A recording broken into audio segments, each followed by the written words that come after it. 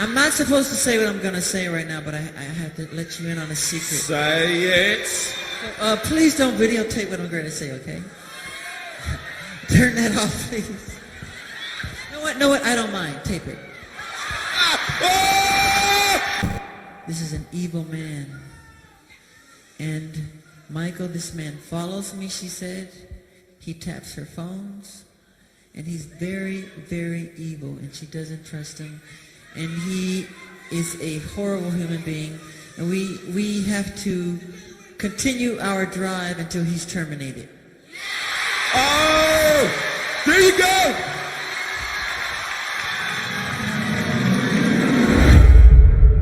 Slave contracts.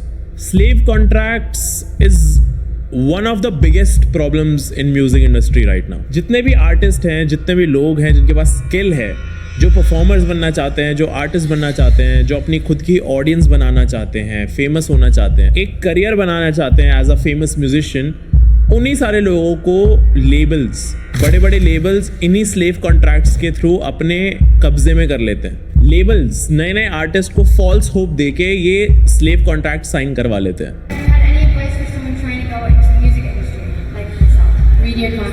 आसान language में समझाऊं तो स्लेव कॉन्ट्रैक्ट्स के थ्रू आर्टिस्ट को लेबल साइन कर लेती है और आर्टिस्ट से बहुत सारा काम कराया जाता है, और उस काम की वजह से जितना भी पैसा जनरेट होता है उस पैसे का एक बहुत ही छोटा पार्ट या फिर ऑलमोस्ट कुछ भी नहीं मिलता है आर्टिस्ट को, और जो मेजॉरिटी पार्ट है वो सारा का सारा लेबल ले जाता है। ऐसे ही कितने सारे आर्टिस्ट हैं जो लेबल्स के साथ फंस चुके हैं और वो निकल नहीं सकते क्योंकि उन्होंने स्लेव कॉन्ट्रैक्ट साइन कर रखे हैं। अब स्लेव कॉन्ट्रैक्ट्स का माइकल जैक्सन से क्या लेना देना है, इनफैक्ट इस वीडियो से क्या लेना देना है, ये सवाल तुम्हारे दिमाग में आ रहा होगा। और कुछ और सवाल हैं, जैसे माइकल जैक्सन के अराउंड क्या कंस्पिरेसी थियरीज हैं, क्यों कुछ लोग अभी भी बिलीव करते हैं कि Michael Jackson is still alive, साथ ही साथ माइकल जैक्सन की डेथ कैसे हुई थी, क्या वो एक मर्डर था, और अगर वो एक मर्डर भी था तो वो किसने और क्यों करवाया था। ये जो सारे सवाल हैं ये कहीं ना कहीं इंटरकनेक्टेड हैं, और आज इन्हीं सारे सवालों के जवाब ढूंढेंगे हम इस वीडियो में। और तुम्हें पता है सबसे बड़ी कंस्पिरेसी और सबसे बड़ा सवाल क्या है माइकल जैक्सन के अराउंड, कि did Michael Jackson fake his death.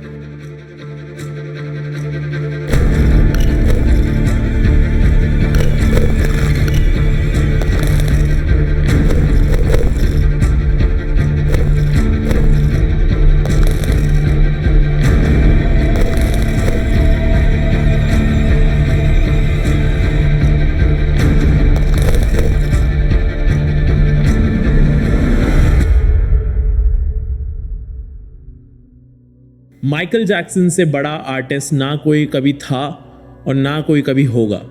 आज के टाइम पे जो भी लोग हैं जो म्यूजिक सुनते हैं वो कहीं ना कहीं सोच सकते हैं कि अभी के आर्टिस्ट जैसे टेलर स्विफ्ट या फिर द वीकेंड, ऐसे ही शायद कुछ आर्टिस्ट हैं जो माइकल जैक्सन के लेवल पे पहुंच चुके हैं। लेकिन जो लोग माइकल जैक्सन को पुराने टाइम से फॉलो करते आ रहे हैं और बहुत बड़े फैन रहे हैं माइकल जैक्सन के, उनको पता है कि माइकल जैक्सन कितनी बड़ी डील थे।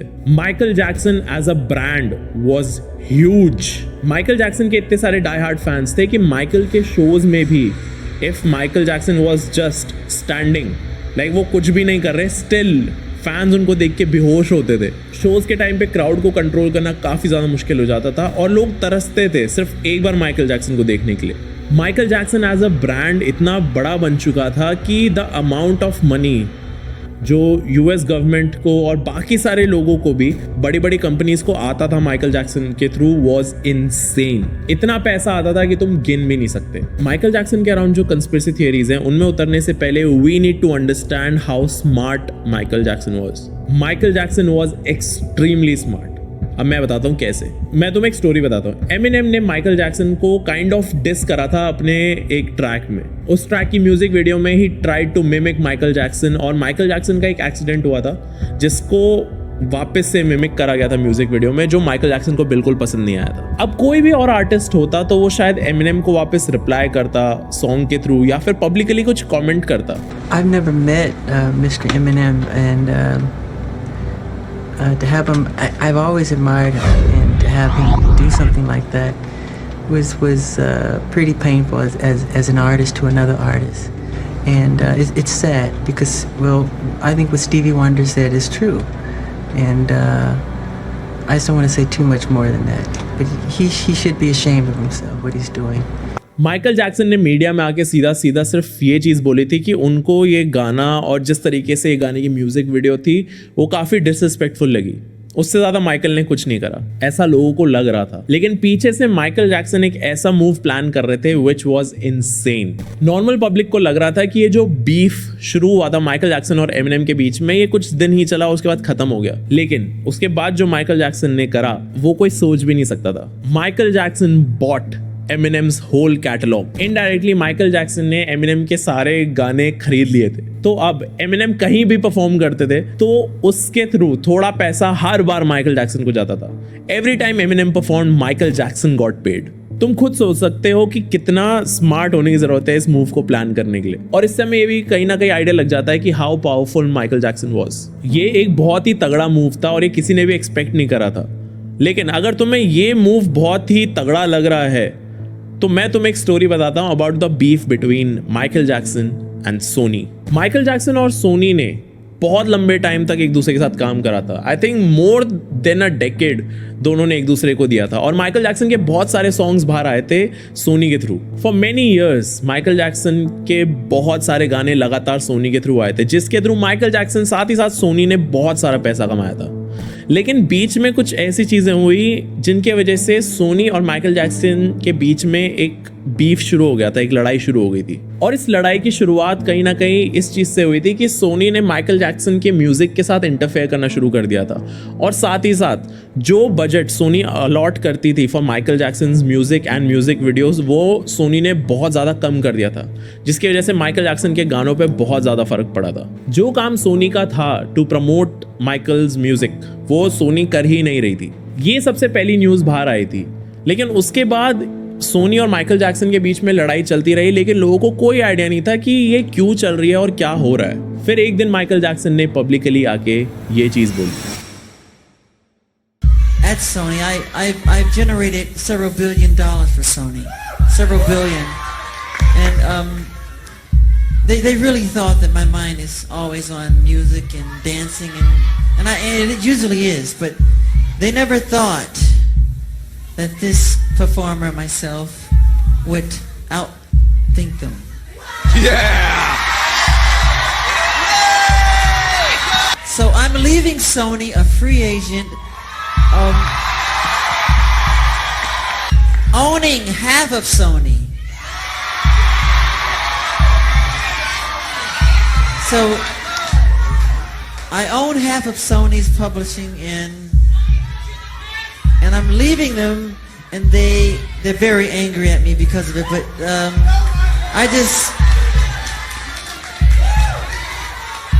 I just did good business, you know. Michael Jackson ने ये अनाउंस करा कि ही बॉट 50% ऑफ सोनी। जिस लेबल के साथ माइकल जैक्सन इतने सालों से काम कर रहे थे, माइकल जैक्सन ने उस लेबल को ही आधा खरीद लिया था। और आधा लेबल खरीदने के बाद Michael Jackson planned on leaving it. This is one of the greatest business moves in the whole music industry. ये मूव इतना ज़्यादा बढ़िया था कि इस बिजनेस मूव के बारे में टिल डेट बात करी जाती है। लेकिन माइकल जैक्सन ने पब्लिकली आके सिर्फ इतना ही नहीं बताया, माइकल जैक्सन ने कुछ और चीज़ें बोली थी, जिसके बाद काफ़ी सारी कंस्पिरेसी थियरी स्टार्ट हो गई थी। And Tommy Mottola is a devil. Respect! I'm not supposed to say what I'm going to say right now, but I have to let you in on a secret. Say it!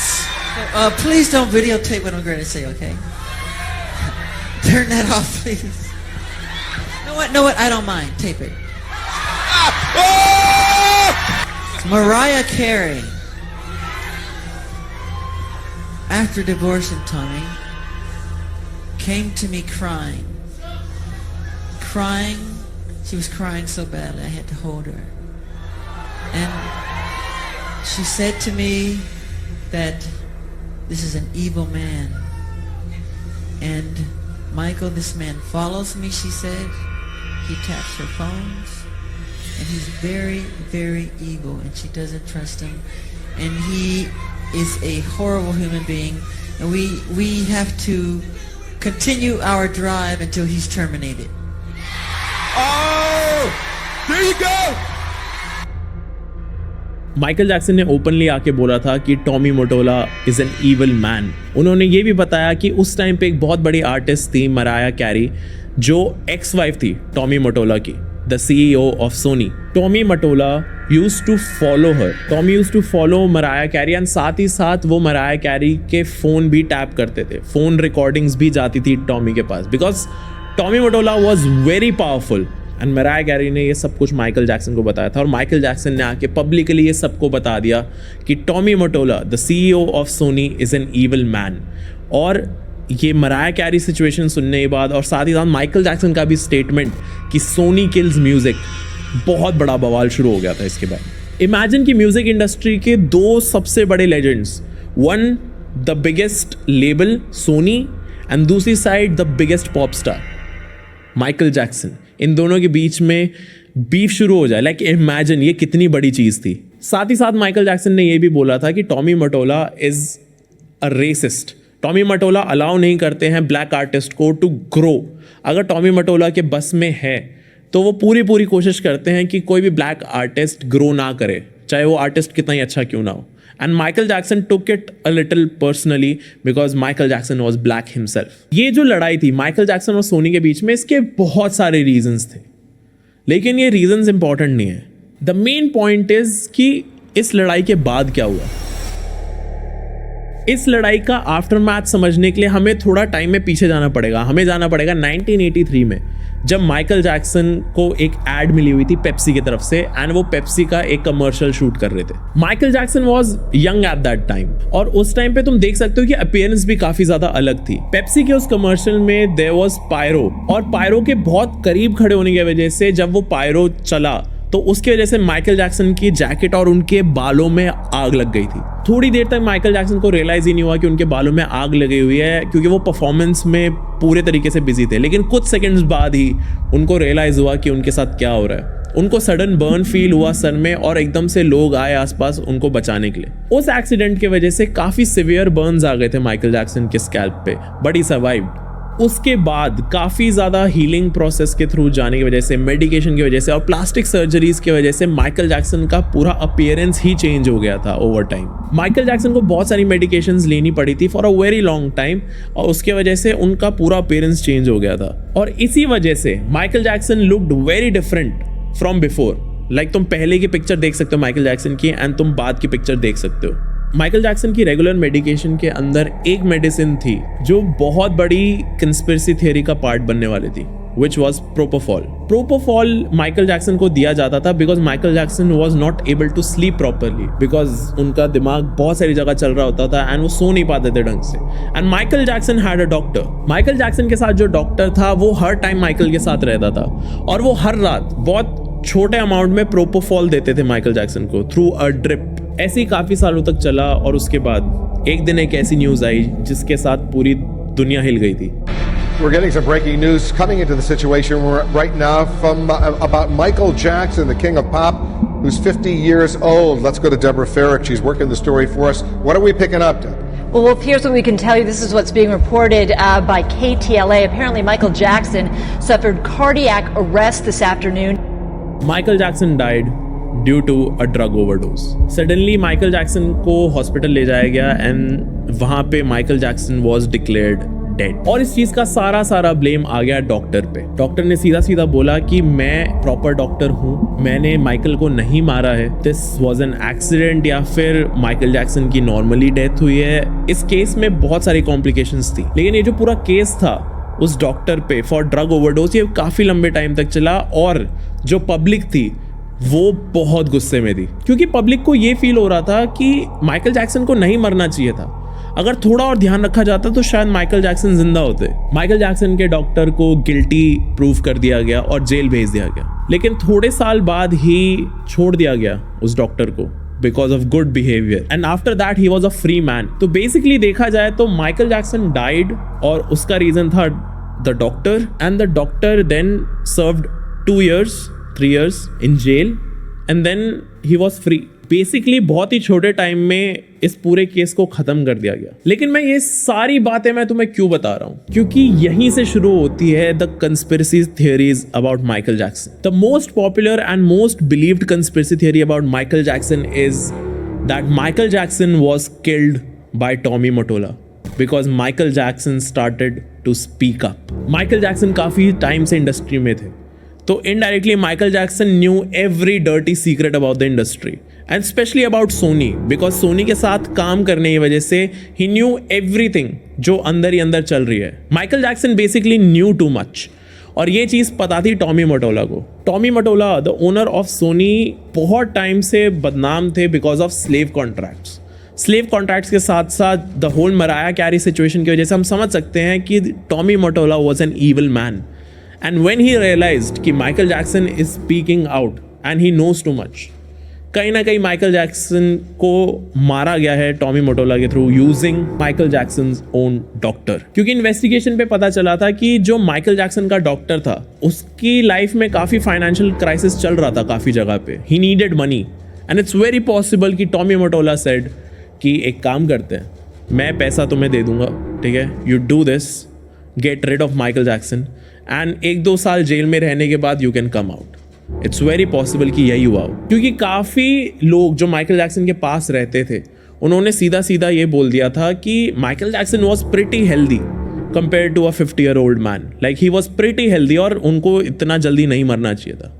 Basically Michael Jackson was murdered. साथ ही साथ एक बहुत ही crazy चीज हुई थी अगर तुम नोटिस करो तो, as soon as Michael Jackson started speaking out against Sony and against labels and against everything जो खराब चल रही थी म्यूजिक इंडस्ट्री में, काफी सारे फॉल्स एलिगेशंस लगने शुरू हो गए थे माइकल जैक्सन पे। माइकल जैक्सन पे काफी सारे ऐसे एलिगेशंस लगे थे और उसके बाद काफी साल ट्रायल चलने के बाद ये प्रूव हो गया था कि Michael Jackson is not guilty. तो false accusation at the time जब माइकल जैक्सन ने सबको एक्सपोज करना शुरू करा था एंड जब एक्सट्रीमली एक्सपोज होने लगी Sony, Michael Jackson died. It makes sense कि ये टॉमी मोटोला ने कराया। Now comes the second conspiracy theory, और ये कंस्पिरेसी थियरी 2 पार्ट में स्प्लिट हो जाती है। एक पार्ट होगा उन लोगों के लिए जो माइकल जैक्सन के फैंस कभी थे नहीं, बस जानते माइकल जैक्सन के बारे में, उनको लगेगा कि ये थियरी बकवास है। And the second part is उन लोगों के लिए जो माइकल जैक्सन के फैन है बहुत टाइम से एंड कहीं ना कहीं उनको ये थियरी ट्रू लग सकती है।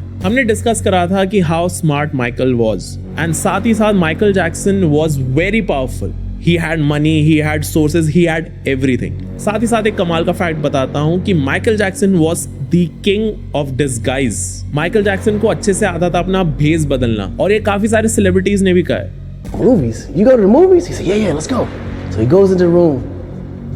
20 minutes later, he comes back out. And I'm like, okay, shit, where's Mike? The guy that came back out was like, I'm right here. I was like, this ain't Mike. I said, Mike, that's you. This nigga came out looking like an old man with a long ass beard, this little hat move in his trench, like a complete disguise. What kind of disguise did he have? Explain it to me. It was like he had a beard for sure. He had a fake beard. He had a beard. Wow. Okay. He definitely looked like an older white guy. And I mean, even the clothes that he had on. Michael Jackson was very popular and कहीं भी बाहर जाना होता था तो he used to change himself, अपना हुलिया बदल के he used to go out and he was great at it. तो the second conspiracy theory is that Michael Jackson faked his death. I know it sounds crazy but hear me out. Michael Jackson faked his death क्योंकि कहीं ना कहीं वो expose करने लग गए थे पूरी म्यूजिक इंडस्ट्री को एंड कहीं ना कहीं music industry wanted to get rid of him. And of course Michael was smart enough and साथ ही साथ Michael was powerful enough, he knew कि ऐसा कुछ होने वाला है। What if he faked his own death, इससे पहले कोई और आके कुछ करे? It's very possible. ये थियरी काफ़ी सारे माइकल जैक्सन फैंस बिलीव करते हैं और करना चाहते हैं। वो नहीं चाहते कि भाई इतना बड़ा पॉप स्टार ऐसे ही मर गया हो, ऐसे ही वेस्ट चली गई हो लाइफ। वो काफ़ी सारे फैंस ये चीज़ बिलीव नहीं करना चाहते हैं। और इस थियरी को फ्यूल पता है तुम्हें कब मिला? जब एक टीवी शो पे एक विक्टिम आया था, अ बर्न विक्टिम, और जब माइकल जैक्सन के फैंस ने उस विक्टिम को देखा उन्होंने सीधा सीधा बोल दिया कि दिस इज माइकल जैक्सन। खुद देखो। The funeral, And Dave, yes, that's his name, Dave. He was David Rothenberg. He was set on fire in 1983, suffered, as you can see, terrible scars. Michael Jackson befriended him and paid for a lot of his surgeries. Dave is also attending the burial. Why Dave? Well, to liberate myself from the confines of my father's criminality. He caused the fire? Yeah. He is a criminal, and he caused all this.